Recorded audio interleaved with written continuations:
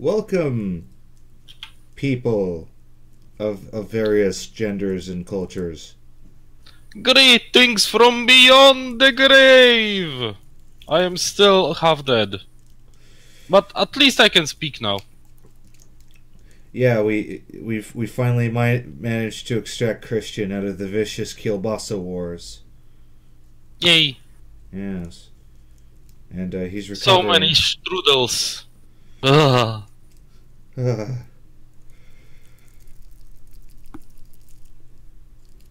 Every time I hear a Balkan horn now, my butt clenches. Mm. So, what have you prepared for us today to discuss? Disappointment, of course. Oh. For the we have several news topics this week. One of which is the Darwin Project came to Steam for an open beta weekend. Ooh. Oh, that's the another Battle Royale game. Yay. And they're going to keep coming until the end of time because people decided that multiplayer is fun, and pitting a bunch of people in an arena like that, it can be entertaining. And I would say that multiplayer games like that are not more fun, they are more engaging. They make you play longer. They are more profitable, but they are not more fun. well, then what's the difference between fun and high engagement? The same difference as is between cocaine and weed.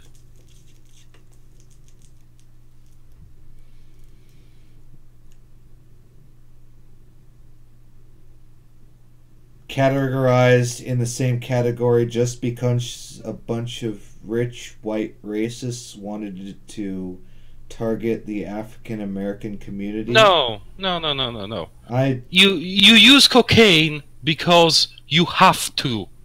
You use weed because you want to.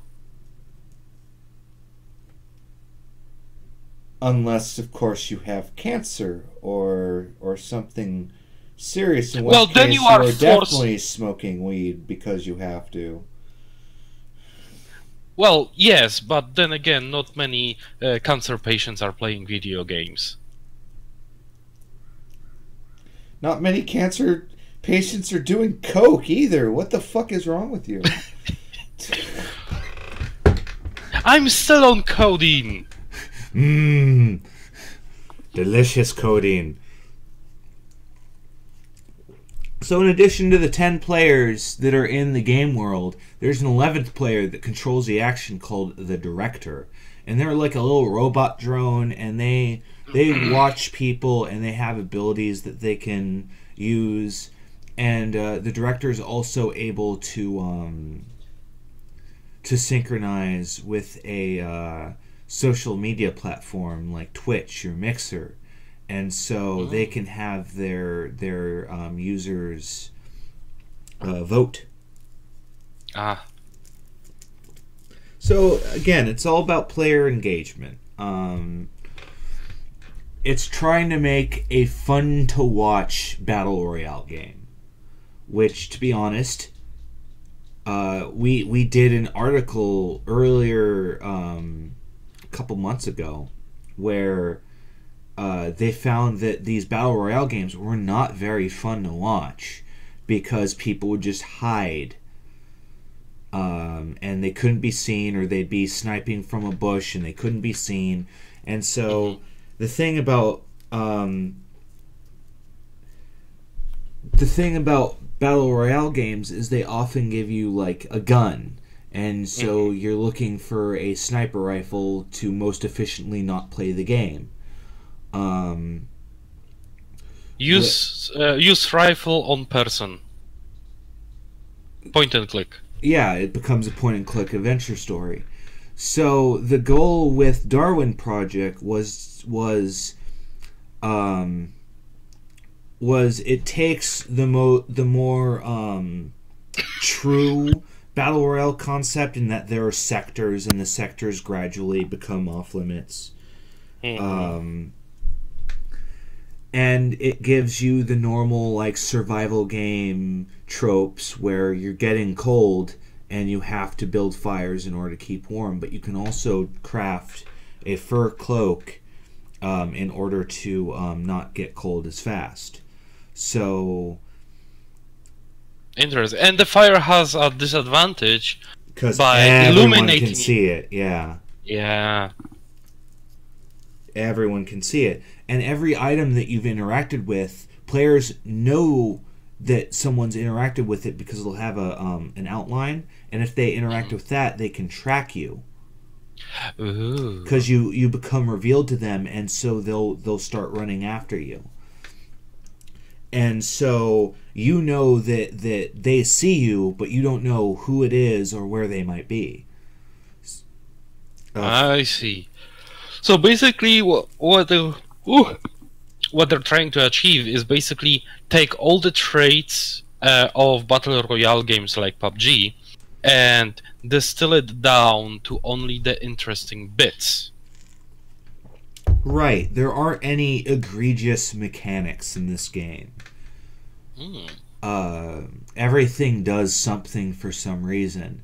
The equipment that I was talking about, the furs and the boots, you're able to make it so those give gameplay benefits. Like I was running around with ninja shoes that made my footprints not last anywhere near as long, and I noticed that just completely made it very difficult for me to be like found and tracked.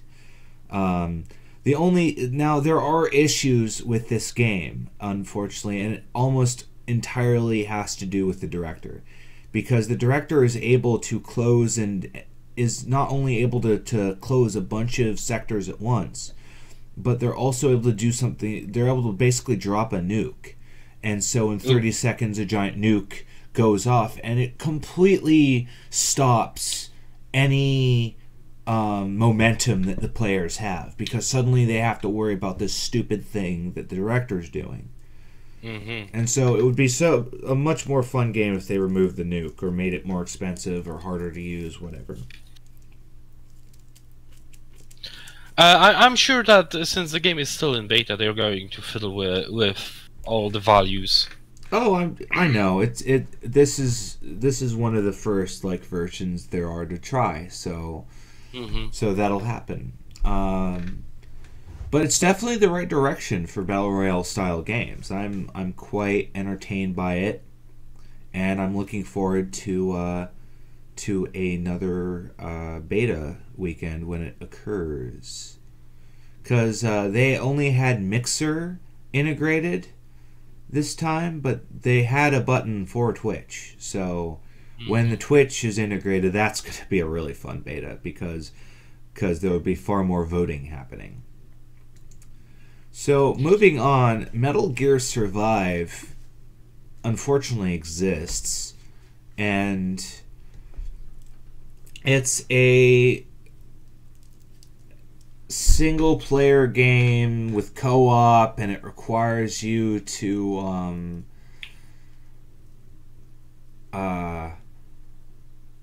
have a constant internet connection, and we're not too thrilled about that. But it also has microtransactions in the single player mode, just like Metal Gear 6.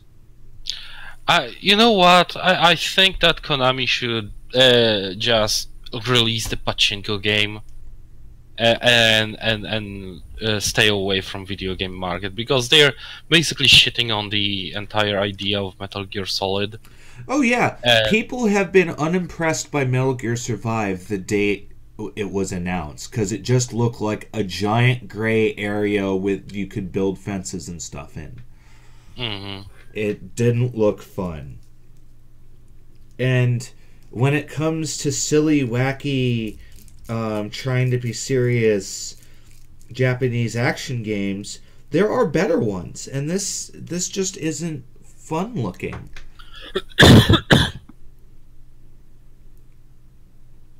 I am so sad. So I'm very hard-pressed to find enjoyment out of this, especially because I loved the shit out of Phantom Pain. That was a fun game. The only unfortunate thing about Phantom Pain is the only reason I got it on sale was because David Bowie died. Oh. Yeah. And those of you who know, man, I'm a bad Metal Gear fan right now. Yes. No, don't worry. The only Metal Gear Solid game that I played was the sequel. Hideo Kojima, because Kojima, yeah. I typically remember his name. It's just when I have to remember his name, I don't. Because Kojima's not tied to this project. Mm-hmm. So it shouldn't surprise you that this game is awful.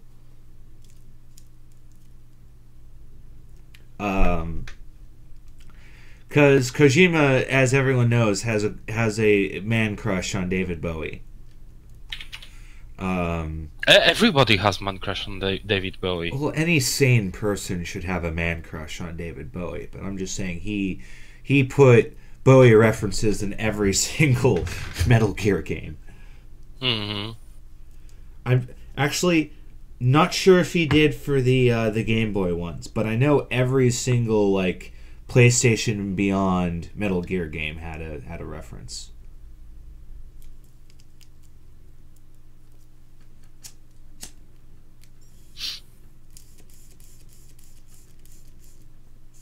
Moving on. Yep. We Happy Few. Hold on. We Happy Few has been pushed back. To summer. Again? Yes, again. I remember that they've been postponing the release of the game. Like they promised it after they partnered up with Gearbox, and then they pushed it and pushed it and pushed it. Well, yeah, that's going to keep happening. So what's the excuse this time around? They did their final content review in the game, Mm-hmm. where they took a look at the content and how it works. Like, we have 3 characters in this game. They each have a story mode. Each story mode acts differently. But they kept looking at Arthur, who is the main character that we know and love from the early access and the majority of the game. Mm-hmm. And his first 2 hours of content left a lot to be desired. I would imagine so.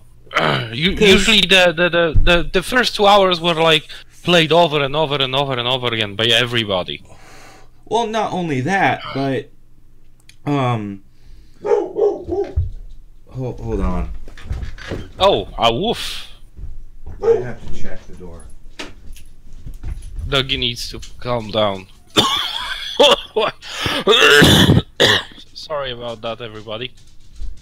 I'm still dying. Yeah, this is very much still a live show. There are people checking out the house next door, so that's why that's happening. Ooh. Yeah, I might get neighbors. They look white. Which makes sense because it turns out that the landlord next door is a racist. Oh, splendid. Do you have the regular burning crosses on Tuesdays? Well, he doesn't actually live in the property. He Oh, he just rents it to other racists. He rose the rent substantially in order to get as many of the Hispanic families next door out as possible. Oh my. And then he dragged his feet really hard on reconstruction. But enough about how much of a piece of shit my neighbor's landlord is. They've revamped the first island of the game. Some events are going to happen earlier. There's going to be more of a tutorial aspect because their first step towards a true tutorial has been the maintenance rooms that Arthur gradually repairs and uses as his home base. Mm-hmm. Well, I say home base, but it's really just like a little place where he can sleep and craft. I believe that was what, a bunker? Yeah. It's like a suit. it's like a sewer maintenance bunker, and there's like one in every island, and he's able to fast travel between them now. Which, by the way, is awesome because there are a couple events that you really want to never have to do again. For instance, there's a Simon Says mini game on one of the bridges. It takes like 5 minutes to do. It's really tedious and it's not very fun.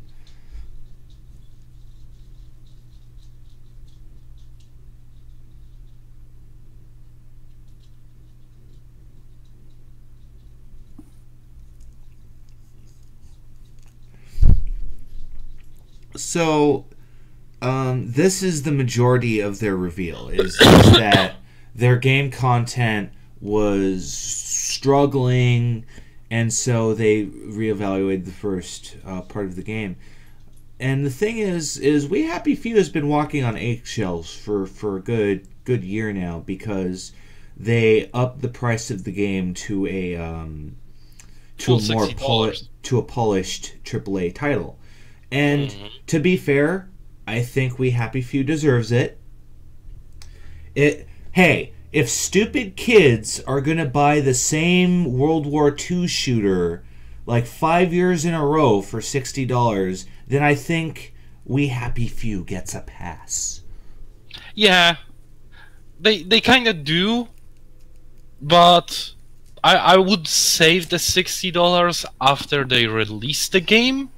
Absolutely. And leave it at 20 until they release the game. If they left 20 for the release, and then like they rose the price like the last week, but they put it on a sale so it was $20 anyway, just so people knew, like that would be nice. But yes. But they unfortunately don't do that. They don't. So the other big reveal that they given to kind of tease the next what to look forward to is they showed off a little bit of the second character, who we've known about for some time. We've known they exist. They told us at the very start of the Kickstarter there would be 3 characters, but we never really heard anything about them, other than of course that they exist. Yeah, they were those pieces of the hidden content, because the way they update the game, they don't want to release everything, right? So that all the story content's locked. Yeah, they don't want to spoil it before the release, so they basically keep it hidden. And I was assuming that some of the characters were like that. Yeah, so we didn't know that Sally existed. Well, we knew that there was a female character, but we didn't know it was Sally. And so Sally appears to be a sort of femme fatale character, very cheeky, very aware that she's able to maneuver through society in a very invisible manner. So I'm thinking that she's going to have more ability to sneak into buildings without having to use stealth like Arthur does. Because the thing about Arthur is he's a sort of fish out of water, where Sally is portrayed more as a wheeler and dealer of this game world. So I'm very interested to see how that works. Same here. I can't wait to get to play the game. It's very, very interesting teaser, though. I recommend it because she's so fucking cheeky. Because at first Arthur doesn't recognize you. He's like, oh, whatever. She's like, don't you have a nice day for it, me, motherfucker. So, the other big piece of news is that we're getting another Aliens game. Ooh, fancy! And the best part about it is, not the guys who made Colonial Marines. Fuck them. Yeah, they kind of suck. They broke a lot. Isn't that broke a the lot of guy who people. hates Jim Sterling? That developed Colonial Marines. There's like some. I guess. There's some guy who despises Jim Sterling, just because he was at the forefront of the people calling him out on a shitty game. Well, to be fair, these fuckers created like a vertical slice of the game Yes. that represented nothing of the game. Yes. They. If you start spouting that you have super AI for the aliens and they just and when I play the game and they get stuck on a wall, yeah, that's you don't get to make those claims. You don't get to not be a laughing stock. So they had that coming. But the thing here is this game is being made out by Cold Iron, who was founded out of MMO veterans from such legacies as City of Heroes and let's see here, what other game? There are a couple, but they're all formed out of MMO veterans. Mm-hmm. So it might be an online shooter for all we know. We'll see. And because another mini piece of news that I have is that Fable just got another game announced.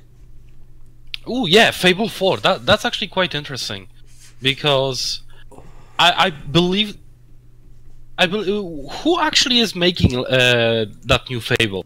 Because I'm pretty sure it's not Peter Molyneux. Oh no, he is unrelated to the project. Yeah, obviously. So basically, we can expect definitely more truth out of the developers.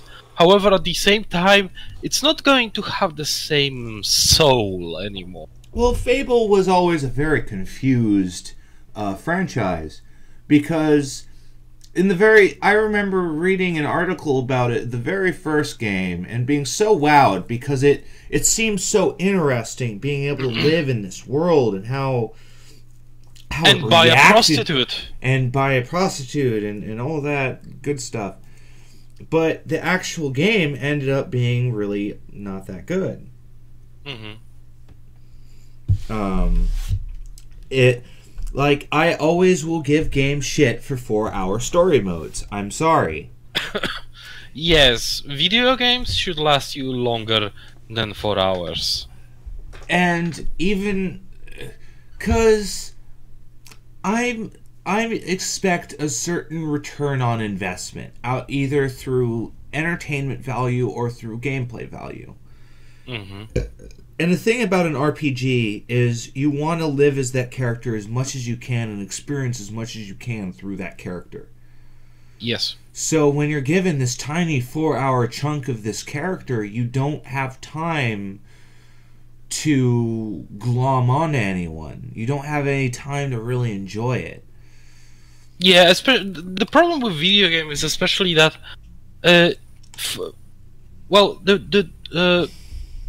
people are saying that in movies you only have like an hour and a half to basically get to know the characters and go through an entire journey with them. In video games you have more. However, the problem is, in video games, a lot can happen, and for most of that time they do not react to it, because that's the limitation of the medium. So 4 hours is really not enough to get the character through an entire journey, at least in terms of video game. Yeah. If you try to do it, and what you're going to achieve is you will make a game more cinematic, and people, instead of playing the game, will just watch someone let's play it on YouTube. Yeah, because that's another little mini thing that came out this week is that there's been a sort of decline of people buying single player only titles, because a lot of them tend to get played through in Let's Plays almost immediately, and they lose out on buyers. Mm-hmm. Because why pay $40 for a season of some game when you can just watch a person play through it and more or less get the same experience. Yeah. Like there are a lot of walking simulators that miss out on that way. Like I'm sure that Unforgiven suffered a little bit in its sales because of that. That's the one where you're frolicking around in Scandinavia out in the fucking nowhere. Mm-hmm. Mm-hmm. That was a weird game. But that's something to keep in mind. And the thing about multiplayer games is it's not that they're better. It's not that even that they have better retention, because that's not necessarily true either. There are plenty of single player games with retention. It's just Yes, that's true. It's just there's a common theme in people that they don't want to invest too much in a movie they're going to pick up once. Basically, multiplayer is like ketchup. Everything tastes better with it. Even a shitty game. However, you cannot serve people everything with ketchup, because they're going to get sick of it very quickly. Yeah. And that's basically what's happening with the games right now. Yeah. I mean, the other crazy resurgence we're getting this year is in strategy titles. A lot of strategy titles planned this year, and I'm pretty entertained by that. Oh yes, I need my strategy fix. Yes. Especially my not Total War, Supreme Commander. Yes, I need more of that in my life. A title that I've had my eye on is Angels Fall First, which I was I believe has existed for freaking ever, but just made its way to Steam. And it's one of those games where you're able to jump in ships and like shooting spaceships and stuff. Ooh, fancy.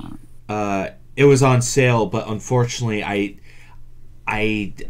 didn't have the foresight to plan for that. Mm-hmm. Oh no, I have to give indie people more money. That's $7 more I could have used to buy diamond rims. First world problems, everyone. Yep. On to answers that nobody wanted. Tuva Purpe, right? Purpri? Tuva Purpri writes, do you have any example of evil druids in the canon lore? 5e preferred. How do they act? Like hags. He's basically asking, what do evil lines druids do? Who is your druid and what does he do? I'm assuming they are oil barons, trying to extract as much out of earth as possible and turn it for profit. Well, when I think evil druids, I'm typically someone who has a very perverted idea of wildlife, and like the example I keep seeing is druids that make like blights or like corrupted groves and stuff like that, in order to keep like people away from normal groves and forests. Yeah, like I would, if we're talking about a player druid, then yeah, that would be a druid that heavily weighs the battle of nature towards nature. Mm-hmm. Kind of like an eco-terrorist. Oh, I see. That makes sense.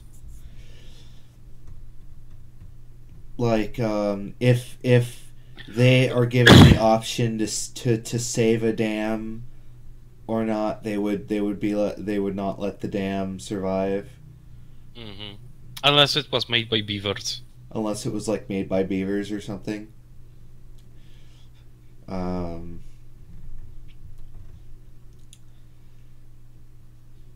So yeah, like an evil druid, my version of evil druid would really care about the animals and all that, not so much about other people, and so just kind of not mind sicking animals on people. Yeah, the normal druids are often aligned true neutral, so Right. they're trying to find the perfect balance between man and nature. Right. And the evil druid is like, no, man is an abomination. We should eliminate man. Let's basically terrorize the fuck out of people until they leave the forest alone. Pretty much. So,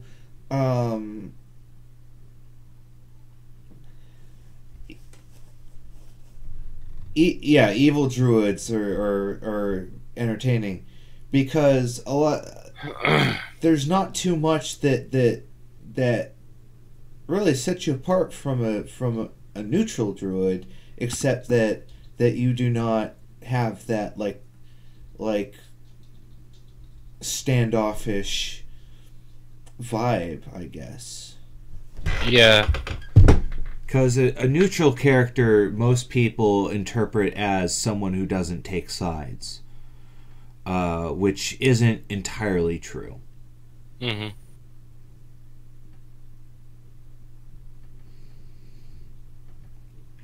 And yeah, there's a lot of people talking about druids that oh, like from Order of the Stick. Druid casts Awaken on normal trees. A few panels earlier, he believes civilization is a blight on nature and must be destroyed. Yeah, pretty much. Okay. Well, that is our show. Thank you everyone for joining us. Very that was a good. wonderful day to be back. Indeed. Good to have you back. Good to have people back. Everyone is back.